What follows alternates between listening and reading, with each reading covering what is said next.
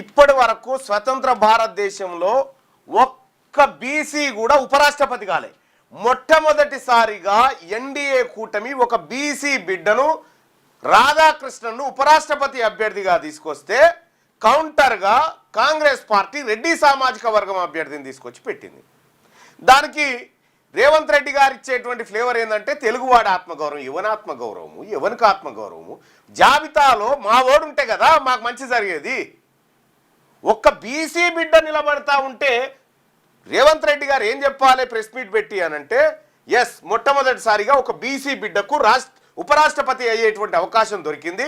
కాబట్టి తెలుగు రాష్ట్రాల ప్రజలారా, మనం కానీ తమిళనాడు కానీ ఇటు దక్షిణాది రాష్ట్రాలన్నీ కూడా ఆ బీసీ బిడ్డను గెలిపించుకొని సామాజిక న్యాయం వైపు అడుగులేద్దామని చెప్పాలి ఆయన. పార్టీలకు అతీతంగా సుదర్శన్ రెడ్డి గారికి బీసీలకు ఏం సంబంధము? బీసీ ఎంపీలారా, మేము బీసీ జేఏసీగా విజ్ఞప్తి చేస్తా ఉన్నాం, మన బీసీ బిడ్డ నిలబడ్డాడు. ఈ తెలుగువాడు ఆత్మగౌరవం కాదు, మా ఆత్మగౌరవం కూడా కావాలి మాకు.